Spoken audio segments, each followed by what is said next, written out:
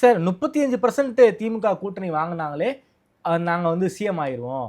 ஏன்னா ஸ்பிளிட் ஆக போகிறது ஆன்டி டிஎம்கே ஓட்டு தான். அப்போ 35 தான் வாங்கும்னு முடிவு வந்துட்டாங்களா? இல்லை சார், அந்த எக்ஸ்ட்ரீமுக்கு போகிறாங்க சார். நீங்கள் இந்த அளவுக்கு திமுக நம்ம பேசும்போது நாங்கள் 35% ஓட்டே வாங்கினாலும் நாங்கள் ஜெயிச்சிருவோம். அப்போ அந்த முடிவுக்கு வந்துட்டாங்க. நம்மளதுல 10% போயிடுச்சு. கரெக்டா? இல்லை சார், சார் விஜய் அவங்க சீரியஸாக தான் சார் பார்க்குறாங்க.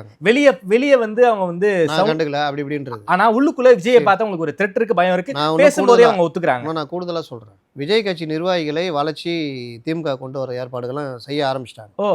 யார் கிடைக்குதோ A+, சரி, B இவ்வளோ கேட்டகரிலாம் பிரித்து சாம பேதம் தானம் தண்டம் மணி ட்ராப் என்ன ட்ராப் இருக்குதோ போட்டு இழுக்கிறதுக்கான வேலைகள் ஆரம்பிச்சிட்டாங்க. அது அவர்களுடைய பணி, நம்ம ஒன்றும் சொல்கிறதுக்கு இல்லை. இதில் அவர்கள் விழாமல் இருக்கிறது அவர்களுக்கு லாபம். அப்போ இந்த மாதிரி விஷயங்கள்லாம் அவர்களும் சீரியஸாக இறங்கி பண்ண ஆரம்பிச்சிட்டாங்க. அவர்களுக்கு நன்றாக தெரிகிறது, அவர்கள் எடுத்த சர்வேல தெரியுது, பெரிய ஸ்பாய்லர் நமக்கு தான் விஜய்னு. ஓகே. இன்னொரு பக்கம் 35%றாங்கல்ல, அவங்க 39% வந்தாலும் அடிச்சிடுவாங்க. இங்கே நிர்ணயம் பண்ணுறதா 4% 3%. நீங்கள் இது லாஸ்ட்டில் ஃபஸ்ட்டு அவங்க அடிச்சிடுவாங்க. நீங்கள் இதில் பார்த்தீங்களா 2016 அப்போ ஒரு மக்கள் நல கூட்டணி ஸ்பாய்லராக இருந்தது. ஆமாம், அதே ஸ்பாய்லராக நீ விஜய் இருக்க போகிறாரு. 1.5% வந்து திமுக ஆட்சி பறிபோச்சு. அந்த இது நடக்கும் இல்லையா? ஒரு தொங்கு சட்டசபை 2006 மாதிரி வரதுக்கு வாய்ப்பு இருக்குது.